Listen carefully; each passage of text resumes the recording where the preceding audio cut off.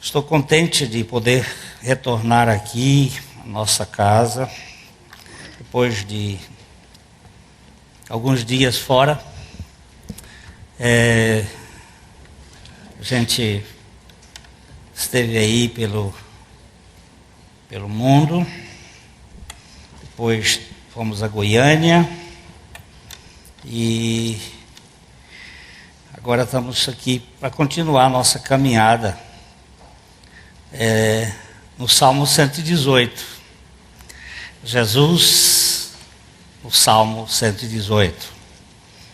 Este Salmo, ele reflete a ação do Messias, do ungido de Deus, do Cristo.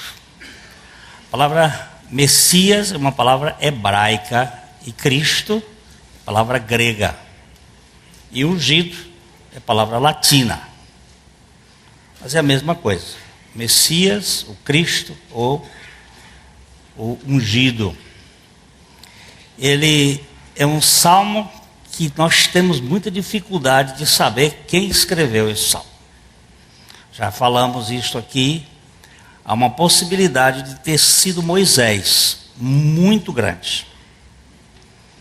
Eu fico com esta possibilidade. Há uma outra que tenha sido Davi. E uma outra que este salmo tenha sido escrito pós cativeiro babilônico, lá pelos anos 440, por aí assim. É um salmo que fala de uma maneira muito densa da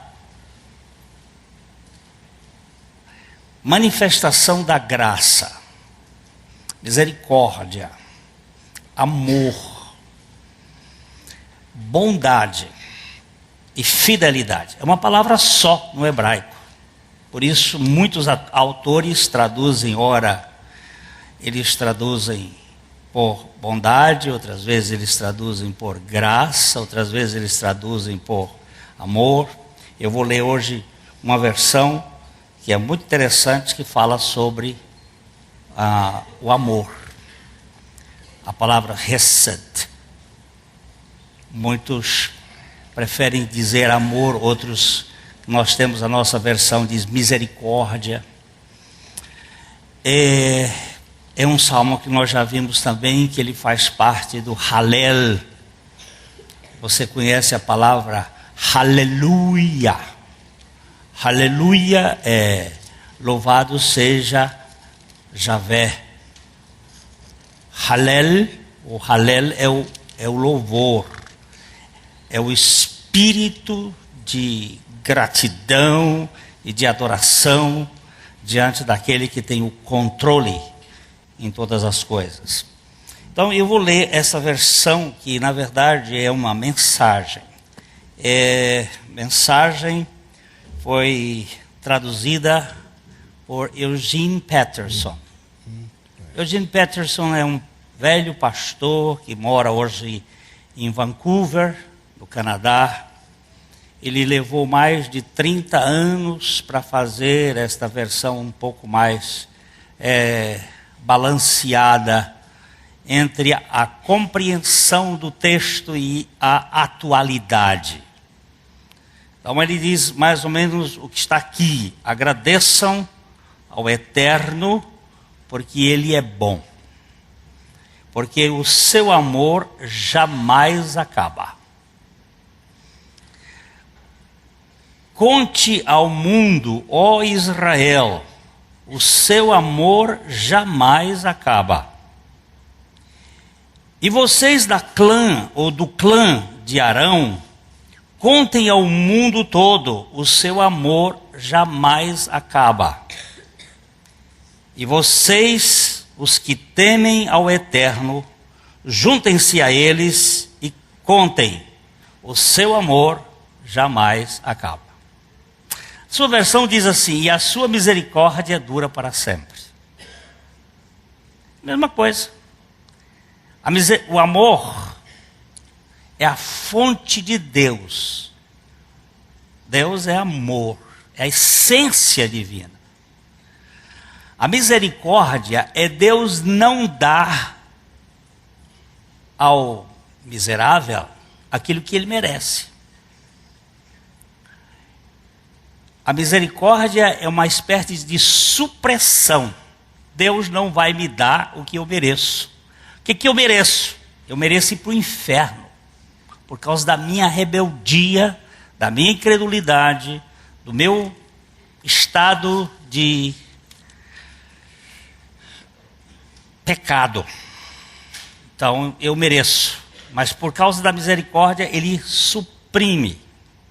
É graça, significa Deus dá o que eu não mereço. Eu não mereço o céu, eu não mereço ser filho, ele me faz filho, por graça. É bondade, que é a ação daquele que é amoroso. A bondade é o ato divino de completar a vida do indigno com os bens da sua natureza. É fidelidade de Deus. É a natureza imutável de Deus. Então, é uma coisa linda, porque no mundo em que nós vivemos, tudo acaba, tudo passa. Nós vivemos num mundo em que as coisas são provisórias, ou tem um tempo de validade, ou as coisas acabam perdendo o sentido para nós. E esse amor que jamais acaba me encanta. Essa semana nós completamos 39 anos de casado, minha esposa e eu. É um tempo razoável, né? Mais quase 6 anos de namoro e casamento. Naquele tempo a gente demorava mais. São 45. Ela não tem mais aquele vício de 20 anos, e nem eu tenho mais aquela mesma beleza de outrora. Mas o que acontece é que o casamento não está fundamentado nos nossos desgastes, na nossa entropia. Existe um princípio, que parece que é um princípio do caos, do pecado, que o centro do átomo perde uma certa energia naturalmente. Os físicos chamam isso de lei da entropia, que é o oposto da lei da evolução. O universo está envelhecendo, a natureza está envelhecendo, tudo está morrendo. Mas a Bíblia diz que tudo passa, mas a palavra de Deus permanece para sempre. É uma ideia de perenidade, o amor de Deus. E quando eu tenho que desempenhar para ser amado, é muito cansativo. Mas quando eu sou amado, apesar dos meus defeitos, este amor vai me aperfeiçoar. Deus não deu a lei para que nós pudéssemos a cumprir. Eu gosto muito quando o Otmani tem uma percepção muito interessante. Ele disse: Deus deu a lei para mostrar ao homem que era impossível ele cumpri-la. E para exatamente diagnosticar a nossa natureza. E depois ele mostra no seu amor revelado em Cristo que ele é capaz de fazer com que a lei se cumpra nele e que nós recebamos os efeitos da lei na nossa vida. Depois ele vai falando aqui, pressionado contra a parede. Eu não entendo, queridos, que esse texto esteja falando simplesmente de um lado histórico. Também era histórico. Se fosse com Moisés, é o lado de Moisés quando saiu do Egito, pressionado contra a parede.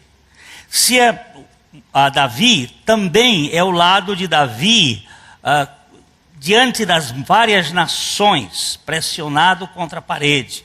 Se foi do tempo quando o povo de Israel voltou da Babilônia, é a questão histórica daquela época. Mas eu acho que a Bíblia sempre ela fala no presente de uma realidade futura, escatológica, que vai acontecer. E sempre apontando para uma pessoa, Cristo. Quando ele, aqui para a minha percepção, e quando a gente vai lendo esse salmo, você vai ver que todas as figuras estão apontadas para ele. Ele diz, pressionado contra a parede, clamei ao Eterno de um lugar espaçoso, ele me respondeu, ou ele me levou para um lugar espaçoso, ele me levou para aquele lugar onde eu não tenho paredes de restrições. Que lugar seria este? O amor incondicional de Deus revelado em Cristo Jesus. Morar num barraquinho apertado é muito difícil. Agora, morar num palácio grande, às vezes a gente se perde. Muitas vezes nós nos perdemos na dimensão do amor de Deus. E a gente não leva muito isso em consideração. O Eterno está agora junto comigo.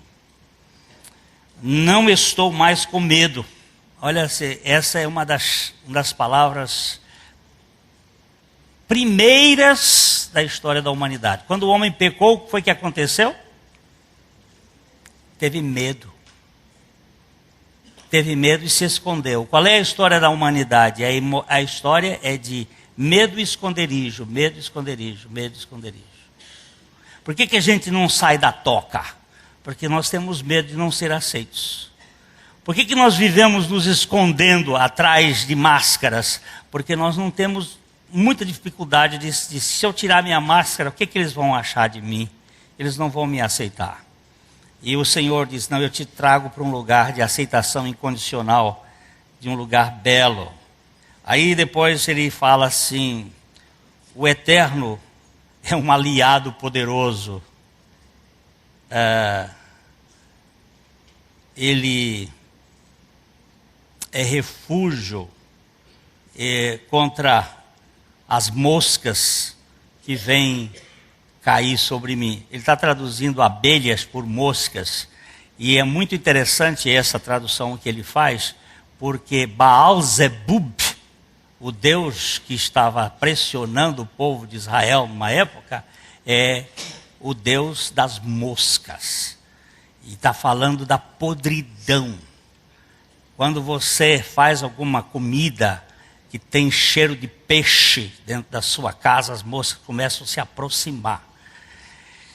E uma das palavras bíblicas para palavra torpe, palavra que cheira mal, é peixe podre, que atrai mosca. E atrai um mau cheiro na comunicação, no relacionamento. Isso é muito precioso quando ele traduz assim, as moscas.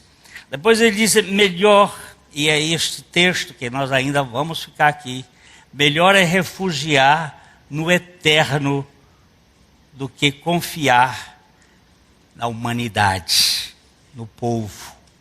Melhor é refugiar-se no Eterno do que confiar em celebridades, nos príncipes, nas autoridades. Pai querido, vem abrir o nosso coração. Vem tirar de nós as escamas que estão nos nossos olhos, para que nós possamos ver além da letra, nós possamos ver a grandeza do teu Filho. Protágoras de Abdera. Quem foi esse cara? Ele cunhou uma palavra, uma frase que ficou famosa. Ele era um sofista. E ele cunhou uma palavra que dizendo assim, o homem é a medida de todas as coisas. Esta frase dele tem sido utilizada pelos humanistas. Quando a Bíblia diz aqui, e aqui eu tenho uma outra versão, e os irmãos da internet me pediram para ir dizer qual é a Bíblia Judaica Completa. Essa Bíblia Judaica Completa foi traduzida por Davi Stern, um judeu convertido ao cristianismo, lá na década de 60, e ele procurou traduzir com muita precisão muitos textos. Tem suas... porque traduzir é muito difícil, muito difícil. Eu estive agora lá em Istambul e um dia minha esposa e minha filha queriam ir ao Gran Bazar, que é o point dos turistas que querem fazer compras. Você imagina mercado com 3.600 lojas, 8 ruas. E um peregrino que não gosta de loja tem que ir porque a esposa e a filha estão lá. E então temos que andar, sentar, entrar em cada lojinha. Eu nunca vi tanto ouro na minha vida. Eu fiquei horrorizado de tanto ouro. Horrorizado. Tanta quantidade de coisas. E um determinado momento, enquanto elas estavam sentadas lá fazendo alguma compra, eu me sentei para terminar um livro que eu estava escrevendo. Sentado, pedi o motorista que me colocasse lá. Então eu me sentei, estava escrevendo e comecei a ouvir o som de todas aquelas línguas. E árabe, turco, inglês, alemão, francês, até português. Eu disse: Senhor, que castigo terrível o Senhor deu à humanidade. Todos os cachorros que eu conheço no mundo latem iguais. Todos os gatos miam iguais. Todas as vacas berram iguais. Em todo mundo. Mas por que as pessoas não falam igual? Que castigo terrível! Como é que nós vamos nos comunicar? E aqui está o problema. O homem, quando saiu da presença de Deus, ele começou a querer construir uma torre que o tope chegasse no céu. O zigurate tinha como finalidade ter o controle da astrologia que comanda a divindade. Era esta a ideia. E isto é a planta do humanismo. E quando Deus olhou de cima, disse: olha, eu vou descer e vou confundir a língua deles, porque agora, se eles tiverem uma só língua e um só propósito, nada lhes é impossível. E a partir daquele momento, nós temos uma humanidade que não se entende na própria língua que nós falamos. Nós às vezes falamos uma coisa e o outro entende outra. E aqui nós temos um problema muito sério, que é a questão do homem. O homem como medida de todas as coisas. O homem como o princípio que governa. Se não couber na minha cabeça, eu não posso aceitar. Melhor é buscar refúgio em Javé do que confiar nos seres humanos. Melhor é buscar refúgio em Javé do que confiar nos que governam, nos príncipes. Por favor, Dodô, leia aí na sua versão 8 e 9 do Salmo 118.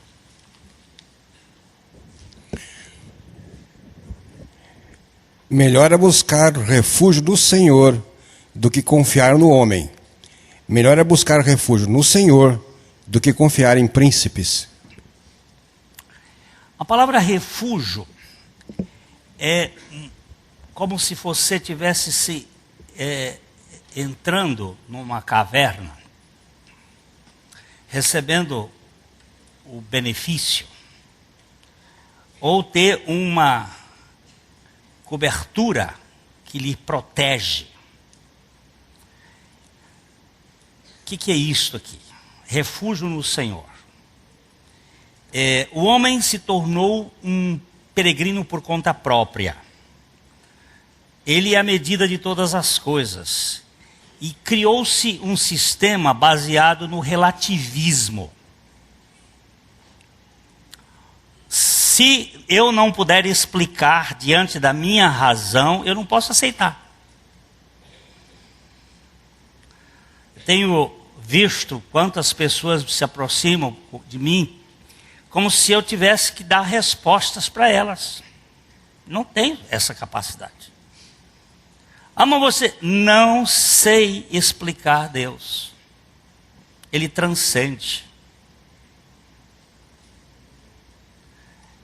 Ele sempre será aquilo que um católico da Idade Média escreveu com muita sabedoria num livro chamado A Nuvem do Desconhecido. Ele será sempre o eterno abscondictum, palavra latina para designar aquele que não pode ser investigado. Nós nunca poderemos entender os mistérios de Deus. Por isso Paulo diz assim, ó profundidade das riquezas. Vamos lá, dá uma caçada nesse texto, capítulo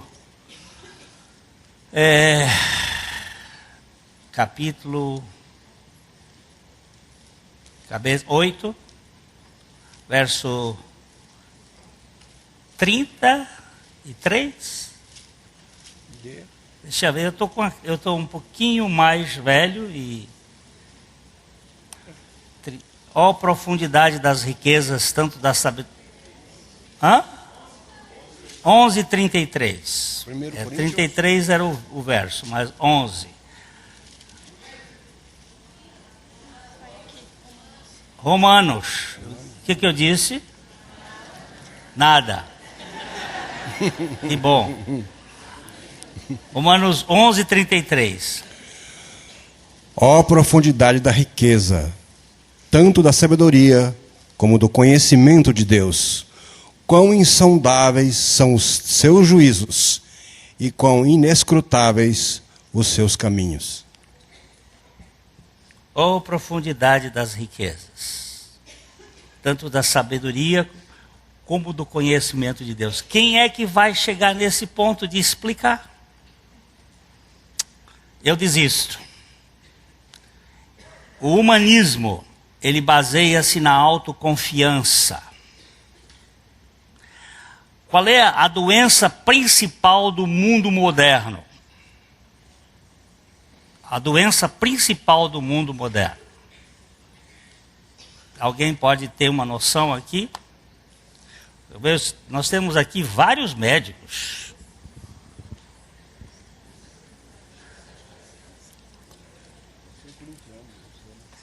A doença principal do mundo moderno chama-se estresse.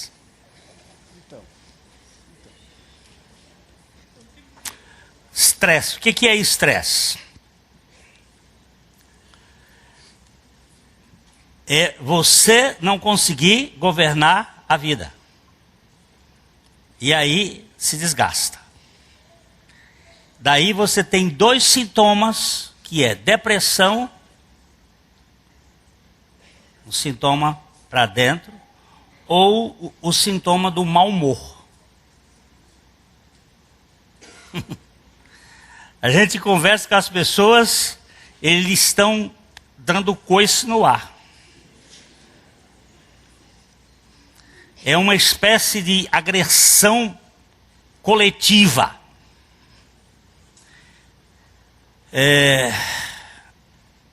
Falta de contentamento. Por quê? Porque o homem é a medida. Nós não temos uma chaminé que saia para o eterno. O professor Miller, da Universidade de São Paulo, da USP, há uns anos atrás, ele escreveu um trabalho sobre a energia que se perde, então ele colocou uma espécie de metas. Eu escovo os dentes todos os dias. Essa é uma meta pessoal para a minha saúde. Mas eu também tenho metas familiares, relacionamento de família. Eu tenho metas grupais, seja na escola, na igreja. A primeira meta é individual, a segunda familiar, a terceira grupal, a quarta meta é uma meta societária. Eu faço parte de uma sociedade. Eu sou um ser político porque eu voto. Eu sou um ser coletivo. Mas ele levantou disse, se eu não tiver uma meta absoluta, é como se tivesse acendido a lareira e não tivesse chaminé. O que acontece com a fumaça? Ela toda vem para dentro da casa e vai intoxicar. O que é o estresse?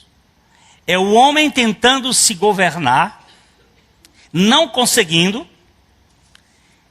e se intoxicando com ele mesmo.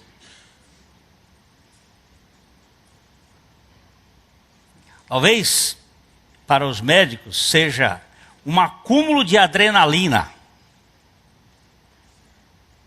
que está fazendo com que nosso organismo não tenha uma funcionalidade adequada. Nós estamos vivendo por nós mesmos. E quando a Bíblia diz que é melhor buscar refúgio no Senhor do que confiar nos homens, isto aqui é a chaminé para o eterno. Quando nós falamos essa chaminé para o eterno, nós não estamos falando de um sistema religioso, mas de um relacionamento entre o finito e o infinito, entre o relativo e o absoluto, entre aquele que só sabe pecar e aquele que sabe, acima de tudo, amar. E isso muda tudo. Muda meu modo de pensar, meu modo de sentir, meu modo de viver. O Deus que me ama. Nós estamos estudando com os homens um livro chamado A Vida que Vence, de Watchman Nee. Ele escreveu esse livro por volta de 1930, 32, por aí assim. Na verdade, foram palestras que ele fez em Shofu, na Índia, na China, e essas palestras foram colocadas em forma de livro. E há um momento em que ele diz assim: eu não tenho esperança em mim, porque se passarem 50 anos eu serei sempre o mesmo. Em mim não há evolução, porque não há evolução no velho Adão. Então eu tenho que ser substituído. Deus tem que me substituir. Isto acontece muito no futebol e nos esportes. Quando um jogador não está indo bem, o técnico vai lá e tira aquele e põe outro. A palavra substituição na Bíblia tem exatamente esse sentido. Eu preciso ser tirado do jogo, porque eu não sei jogar. Meu jogo é o jogo do interesse. Meu jogo é um jogo de egoísmo. Meu jogo é um jogo de levar vantagem.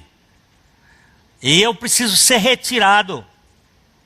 E no meu lugar, tem que colocar Cristo. Não eu, mas Cristo. Essa é toda a questão deste versículo. Olha aqui. Melhor é você refugiar-se no Senhor do que confiar em si mesmo. A doença do mundo moderno é a doença da autoconfiança. Eu tenho visto muitos, e alguns psicólogos até ficam um pouco zangados quando a gente trata disso. Não, mas nós temos que ter autoconfiança, então tenha. Por favor, tenha. E veja o que vai dar. Agora tenha confiança no alto, que você vai ter descanso em você mesmo.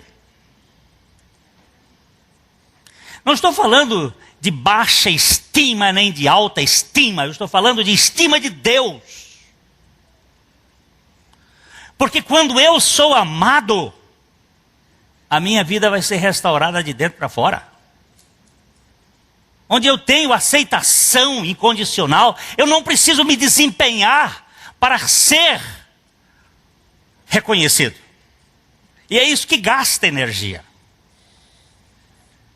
Eu me lembro do Stephen Brown, um pregador americano muito precioso, me faz muito bem ouvi-lo, ou ler o que ele fala. Ele conta que a filha dele, a Carol, foi selecionada para uma classe de inglês mais elevada. Ela estava numa classe normal e ela foi retirada e levada para essa classe. Depois de 3 semanas neste curso especial, ela estava num profundo estresse. Ela chegou para o pai e disse: pai, eu não aguento. Eu preciso voltar para a classe onde eu estava, porque eu tenho que desempenhar e eu não estou conseguindo. Eu não consigo dormir. Eu não consigo descansar. E o pai disse: filha, você tem capacidade. Você pode. Essa é a linguagem que nós conhecemos. Você pode, você tem capacidade. E ela disse: pai, não continue fazendo isso comigo, porque eu não aguento. Eu vou estourar. Porque todo perfeccionista, ele tem essa ideia. Quanto mais você...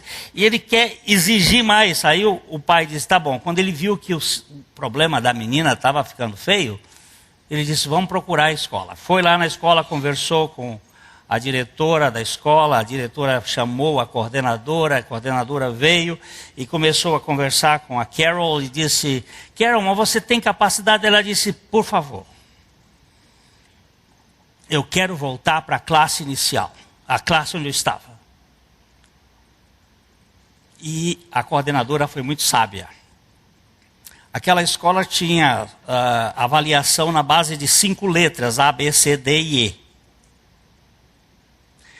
As 3 primeiras letras eram a prova de aprovação, as 2 últimas eram de reprovação. Então ele disse: olha aqui, Carol, eu vou fazer uma proposta para você da seguinte maneira. Você vai continuar naquela turma, mas se você tirar E, você vai ter B. Se você tirar D, você vai ter B. Se você tirar C, você vai ter B. Se você tirar B, você fica com B. E se você tirar A, você fica com A. Qualquer nota abaixo de B será B. Ok? Ok. Tá certo? Tá certo. Você vai continuar? Disse: vou. 2 anos depois ela foi aprovada. Com que letra? Por quê? Porque no momento em que ela se viu aprovada, ela não buscou mais aprovação. Vou botar isso em miúdos. O que a religião faz conosco? Ela diz assim: olha, Deus está lá no céu e você precisa chegar lá nele. E você tem que desenvolver até chegar lá nele. E você tem que evoluir, você tem que fazer, e você tem que fazer, e você começa a fazer. Só que quando chega no meio da maratona, você está com um palmo de língua de fora, já desistindo. Todo religioso que eu conheço, inclusive a mim, é cansado, mal-humorado e depressivo. Mas no momento em que você é aprovado por Deus em Cristo Jesus, o que é que vai acontecer?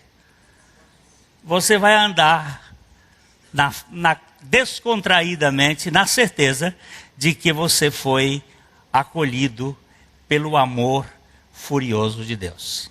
Aí descontrai. Não é a lei que nos melhora, é a graça. A Bíblia diz assim: o pecado não terá domínio sobre vós, porque não estáis debaixo da lei, mas debaixo da graça.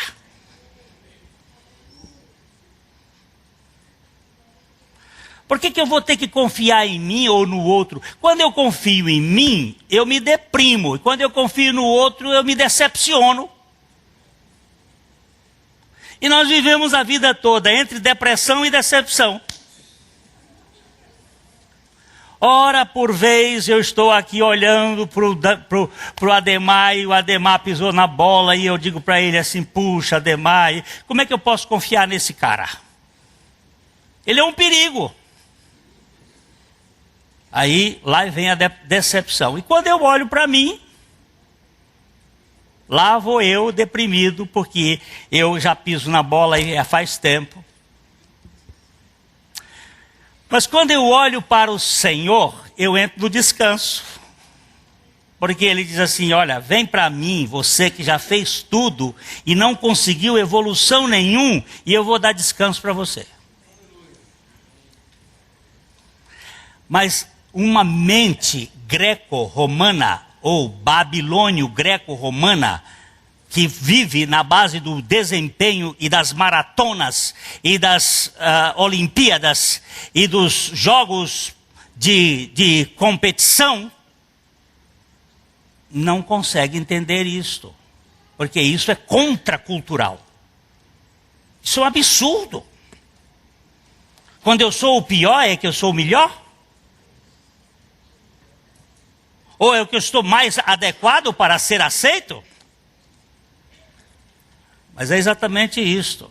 Se eu fosse médico, estivesse numa fila de pessoas dentro do hospital, só tivesse uma vaga, qual é aquele que eu vou escolher para ocupar aquela vaga? Existe hoje um estudo dentro da ética médica para ver, a criança que tem mais tempo de vida, o velho já está velho, então esse já vai morrer mesmo, deixa ele para lá.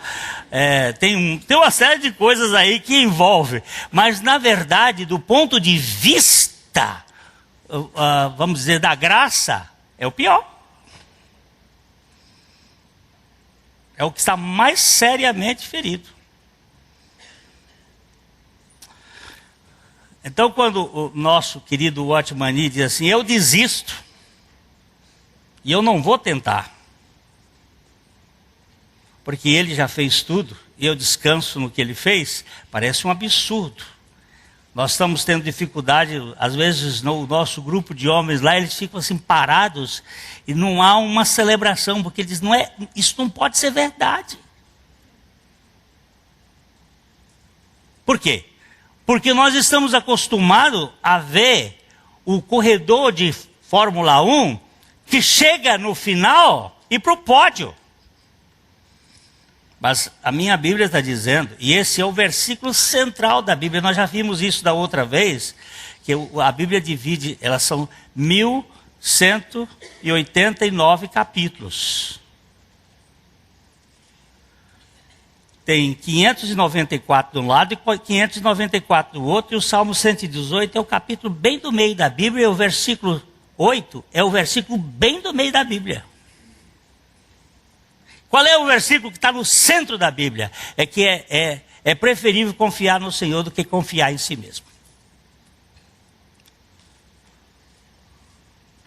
É preferível você jogar todas as suas fichas em cima de Deus do que você confiar em si mesmo. Todos os dias nós temos atos de confiança. Quem veio aqui de ônibus, por favor? Quem veio hoje aqui e usou o ônibus? Pode levantar a mão, não fica com vergonha de andar de ônibus não, que ônibus é um. Muito bem. Quem veio aqui com um outro motorista dirigindo? Está vendo? Isso... Todas as pessoas que vieram confiando naquele que está dirigindo. Quando a gente anda de avião, você anda de avião confiando no piloto. Eu tenho que esperar que esse piloto, no avião, no piloto, tem que esperar que vai chegar lá. Se eu tiver dúvida, eu não entro.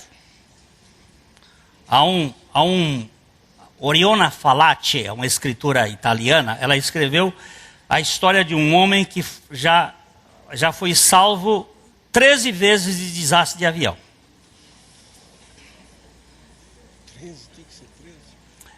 E parece que 6 delas, eu não me lembro agora, 6 delas foram assim: ele chegou no aeroporto e disse, não vou mais nesse avião. Alguma pré-munição, sei lá o quê. E a última dele, ele estava na fila, na Suíça, ele era o último da fila, chega uma senhora dizendo, minha filha está tendo neném em Roma. E eu queria ir para Roma, e se eu perder esse avião, eu só vou chegar lá em tal horário, muito depois. Será que o senhor não podia? Ele disse, perfeitamente. Ele voltou para o balcão da companhia, estava fazendo a mudança de transferência quando o avião explodiu no ar. Certamente esse homem deve ter alguma coisa especial. Mas eu não entro, eu não vou num avião se tiver qualquer enrolo. Não brigo de modo nenhum com a moça lá, digo, ó, tudo bem, se deu esse rolo, tá bom, transfere para outro, não quero saber. Pode ser que o outro vai cair também, não sei, mas não quero brigar, porque eu aprendi que esse homem teve muitas lições especiais. Às vezes Deus pode até estar livrando, mas nem sei. Agora, quando eu entro num avião, eu sento lá e estou exercendo uma certa confiança no piloto, no avião. Se eu não tivesse, não posso voar. Quando o avião joga, olha, eu já passei algumas vezes. Eu fiz um voo uma vez de Curitiba para cá, com o pastor Messias, nós dois estávamos juntos. E nós chegamos aqui, eu estava lívido e ele estava branco. Foi um dos voos mais difíceis da minha vida. Esse avião, ele não jogava. Ele simplesmente não estava no ar. Agora, eu lhe pergunto o seguinte. O avião pode cair? Pode. O piloto pode errar? Pode. Deus pode errar. Deus pode negar-se a si mesmo.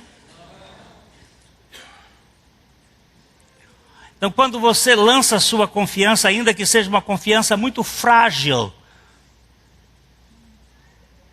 eu vou voltar à ideia do avião. Viajar num teco-teco e viajar num Boeing 777, todos os dois estão voando. Só que um é tão mais seguro diante das forças atmosféricas do que o outro.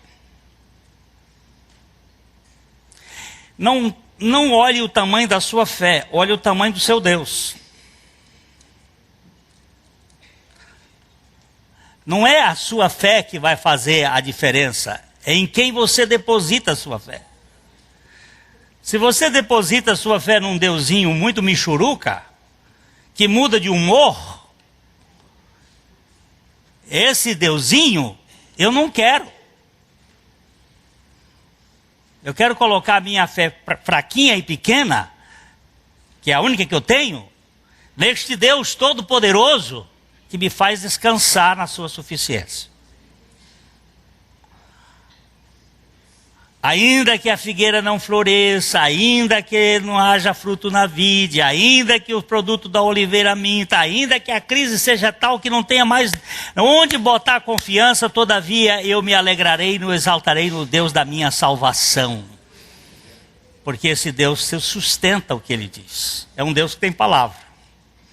Então, este texto central da Bíblia, ele está falando da suficiência de Jesus Cristo. Houve um dia que Jesus veio à terra para libertar o homem daquilo que o homem mais tem de complicado nele mesmo, que é o seu próprio ego. Então, ali na cruz, Jesus estava fazendo o fim da picada do velho Adão. Ele se tornou o último Adão. Toda a humanidade foi conduzida, foi atraída a ele. É assim que eu tento entender assim, olha, quando diz, todas as nações me cercaram, em nome de Adonai eu os exterminei, cercaram-me por todos os lados, mas em nome do Senhor eu exterminei, cercaram-me como abelhas, mas foram exterminadas rapidamente como fogo nos espinhos, em nome de Adonai eu as exterminei. O que você está querendo dizer com isso? Eu quero dizer mais ou menos o que este autor quer dizer. Melhor é buscar refúgio no eterno do que confiar em si mesmo. Melhor é buscar refúgio no eterno do que confiar em celebridades. Cercado por todos os bárbaros, por todos os homens egoístas, em nome do Senhor eu esfreguei a cara deles no chão. Cercaram-me, e eu fiquei sem saída, mas em nome do Eterno eu esfreguei a cara deles no chão. Eu estava no pico do penhasco, pronto para cair, quando o Eterno me segurou. O Eterno é a minha força e também a minha canção. Agora Ele é a minha salvação. Estou ouvindo os gritos e os cânticos de triunfo no campo dos salvos. A mão do Eterno mudou a maré. A mão do Eterno é levantada em vitória. A mão do Eterno mudou a maré. O que significa isto aqui? Quando Jesus estava ali naquela cruz, ele não estava sozinho. Antes dele chegar lá, ele teve uma crise. A crise existencial mais profunda. Chegou a suar sangue. Vocês sabem que o sumo sacerdote, para purificar o pecador, ele tinha que aspergir sangue 7 vezes sobre o altar. Jesus teve 7 sangramentos no Getsemane, na crise existencial da entrega da sua alma, nas chicotadas dos soldados, na coroa de espinhos, no cravo da mão direita, no cravo da mão esquerda, nos pés e na lançada que lhe deram. Ele sangrou para que sua alma se esvaísse e o seu sangue se derramasse para a expiação dos nossos pecados, a fim de que este amor incondicional pudesse ser encontrado por aquele que não é amado, que tem vivido dentro de lares onde os pais rejeitam, onde os pais criticam, onde os pais exigem, onde a escola manipula, onde a sociedade impõe e você não tem aceitação incondicional, mas uma aceitação pela meritocracia que está derrubando a vida de uma alma que quer descansar. Por que você não descansa? Por que você não deita na rede do Eterno e não descansa? Porque a sua vida vive por olhos que não te amam. Olhos que exigem comportamento, que exigem condutas perfeitas. Mas aquele que veio aqui à terra, ele veio com uma finalidade de nos atrair a si e morrer uma morte compartilhada e dizer assim: está alforriado, porque na ressurreição brota uma vida que nos dá liberdade. Não libertinagem, desculpe. Liberdade para viver uma vida saudável, inteira, íntegra. A vida de quem ama e quem é amado. Que coisa linda, que coisa maravilhosa. Nós vamos trabalhar um pouquinho mais este salmo, que ele é lindo demais. Ele fala do meu Senhor que é seu Senhor, que ama você, que acolhe, que recebe.